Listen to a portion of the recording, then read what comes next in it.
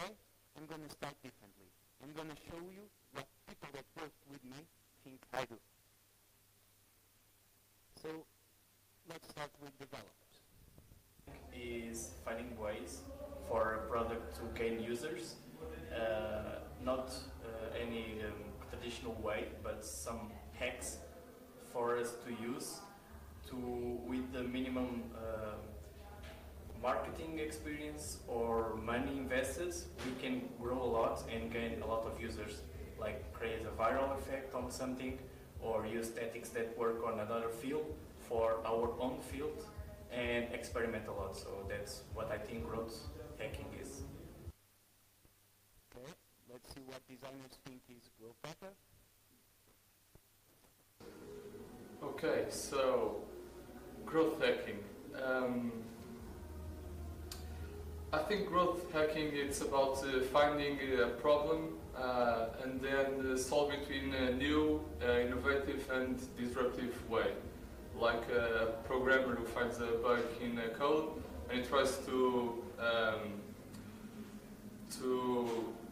shape that problem in its own way with determined conditions and try to evolve from there. That's pretty much it. Now, what about my CEO? So growth hacking for me is finding a way to grow, like through SEO, like guaranteeing that whenever someone has a problem, they can find you quickly, or like finding ways for them to find you. Like whenever they have the problem, the quicker you appear in front of everyone to solve that problem, the higher is your probabilities. And growth hacking is all about sneaking around and trying to find a way to appear in front of the ones that problem. I think that's growth hacking. So.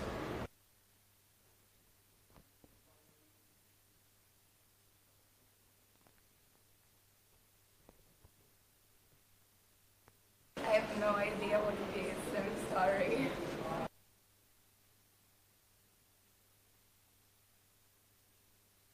This is just to show that, like most people, even though the term is gaining popularity, most people don't know what is growth hacking. But I'm here today to explain you what is.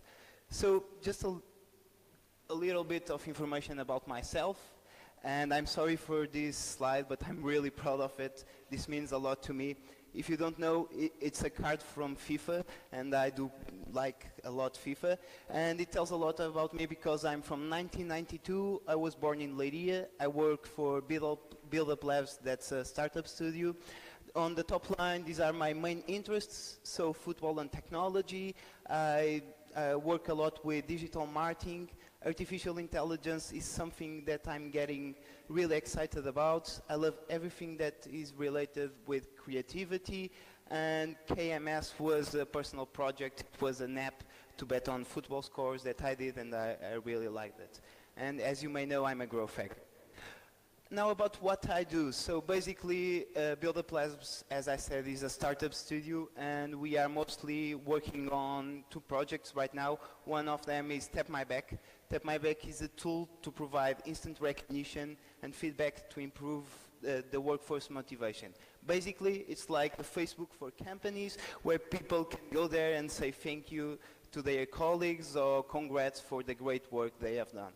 The other product is one that I think you may find even more interesting. It is Fuck, Marry, Kill. It's a dating app, and basically while you are playing, you have 3 profiles and 3 people that are actually playing as well, and you have to choose which one would you rather fuck, marry, or kill. If they vote the same back for you, then you get a match and you can start talking with them. But let's now start talking about growth hacking. So we cannot start talking about growth hacking without talking about this man. Sean Ellis was the one that coined the term growth hacking in the first time in 2008. And basically, this guy, his job was going to startups in an initial phase, and really getting hands-on on the growth strategy for those startups. And as you may see, he went to startups that today are unicorns. So we worked for Eventbrite, Dropbox, Lookout, and many others. But this guy had a problem. Basically, every time he was about to exit a startup, he had the job to find someone to replace him. But he was looking for people that could code as a developer, people that could think as a marketeer, and people that could analyze data as a data scientist. So he didn't know what to call the job title. So that was the way growth hacking, the term, was born. But if you know something about growth hacking, you sure know that it is most of the times associated with startups. And why? Well, basically, the word sucks for startups. It does. It's a fact.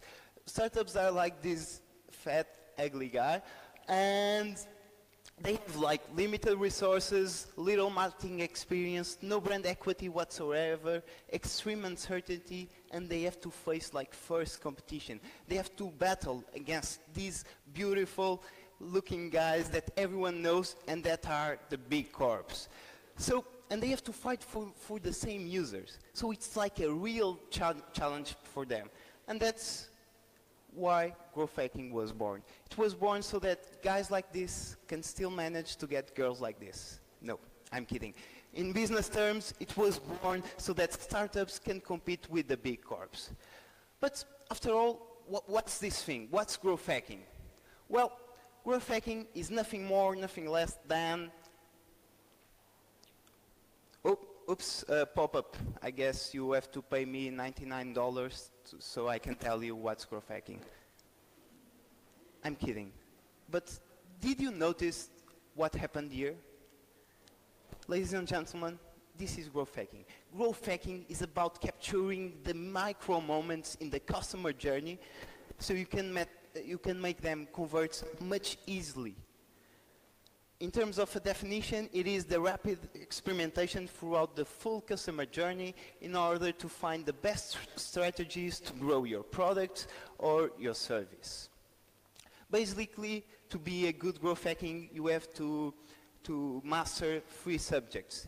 You have to be really creative. You have to think laterally in terms of the best practices. Because for a startup, if you are just doing the best practices, you are doing the same as the big corps. And that's not good for a startup, right? And besides that, you have to measure everything. You have to be data obsessed. Because only by measuring everything, you will know what works best, what works worse. And then you have to be capable of creating process, of creating automation for the tactics that work best, so then you can keep exploring new ones. So, every time I explain growth hacking like this, I have a problem. Like, people tell me, isn't that supposed to be marketing? Aren't you a marketeer? Well, in order to explain that better, I have to tell you a story of this guy. I'm sure, or you should know this guy, because we are in a marketing agency. This guy is David Ogilvy. Basically, he was the father of advertising. But what's most interesting about this guy is the way he went to advertising and the way he thought about advertising. Basically, previously to doing advertising, he was selling vacuum cleaners door to door. And advertising came as a way so that he can scale his business. And I completely shared the same vision as this guy. For me, marketing needs to be only thinking about sales. It's like a midterm to get more sales, to get more growth, to get more users. Like, if we look at ads, they are made to generate awareness so that you can boost sales. If we look at PR and publicity, it is made to generate attention so you can boost sales. If we look at social media, it is made to generate communication so that you can boost sales. The thing is that corporates nowadays are so complex that marketing became an end in itself. And that's exactly where growth hacking excels and marketing fails. Because a growth hacker does the same question to himself as a marketeer. He asks, how do I get my customers? But he answers with A/B tests, he answers with landing pages, he answers with conversion rates, he answers with return on investment. So he answers with data. And even more different than a marketeer, he has the ability to react wherever the problem is and wherever it is needed to be optimized, no matter the department. And just like as my ending point in terms of this comparison between marketing and growth hacking, I mean, if we look at the greatest growth hacking techniques, they all share one thing in common. Basically, they are tactics that no one previously described as marketing, but turned out to be the marketing engines for their business. I mean, I'm sure you remember Hotmail. When they started, in every email they had that little thing saying, P.S. I love you. Well, it was like pitching to new customers every time an email was sent. Or even Airbnb, when they started, they had no one coming to their website. What did they decide to do? They went to Craigslist, that's kind of OLX here in Portugal, and basically they listed every property they had on their website on Craigslist. And so people were on Craigslist, they saw the listings, they clicked, they went to Airbnb, the experience was better there, and they never came back to Craigslist to find an house. Or even Spotify, with their social widget that automatically posts on Facebook saying like João Duarte is listening to Justin Bieber. It's like, can you imagine how many dollars they saved with these techniques that previously from being applied were not thought as marketing. So, ladies and gentlemen, welcome to growth hacking, or even better, welcome to marketing, when marketing means whatever it takes to get customers. But now that we have like a small notion about what's growth hacking, we have another question. So, who should be doing it? Well, maybe that's not the right question. The right question should be, how many people can a growth hacker be? And I'm telling you why. Because I'm a growth hacker myself. But I'm also a SEO specialist. I have to be a CEO. I'm a product manager. I'm head of marketing. I'm copywriter. I'm data scientist. I'm a customer success manager. I'm a data analyst. And on Fridays, I like to be a web designer. So this is just to say that a growth hacker needs to have like a really in-depth concept so that it can manage his work. And if we think about the corporate frameworks, we need to think of marketing as a department that intersects every department, because it can make changes on the way you communicate your product. It should be able to make changes on the way you sell your product, and it should be able to make changes on the way you develop your products. So the question now is, how to do growth hacking? Well, growth hackers are showing the same success metric, are showing the same KPI. It's growth. It's in the name. But like more close to growth hackers than growth, it's return on investment. Every tactic, every experiment we do, we need to know the exact return on investment. Because that's how we are going to measure if we are going to keep doing it or not. So it's like really, really important. And about the process and the area within the company that we work on, it's like dating a girl. First you start with the pickup lines that eventually you go on the first date, then hopefully you start dating her. One day you get married, if you are lucky, and hopefully you will get kids. The same happens with growth hacking.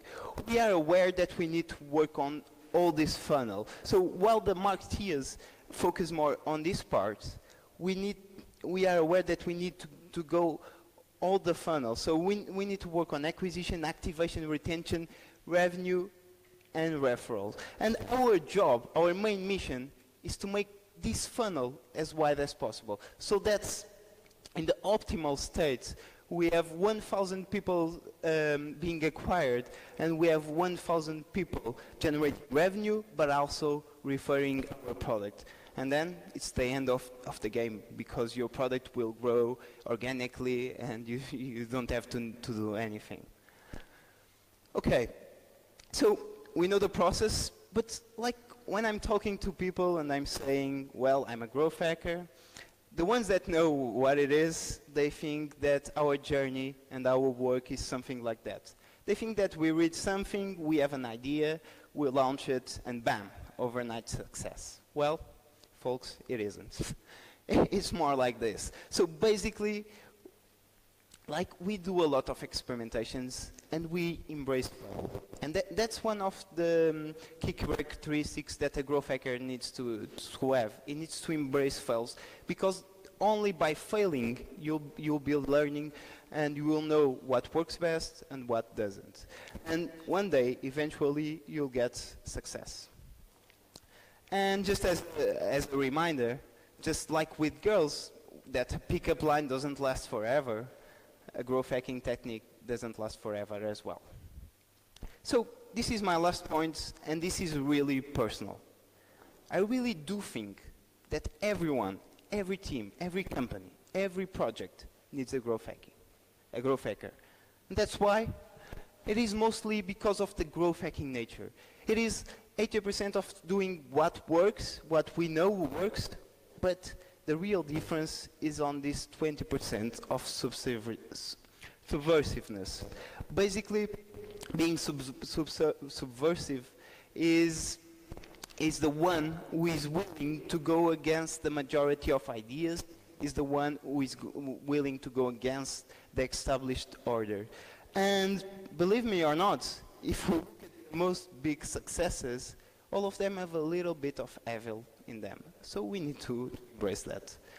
And this reminds me of a story. It's the story of the Houston airport. Basically, the Houston airport administration was really worried about their customer experience. So they did the right thing. They started by talking with customers.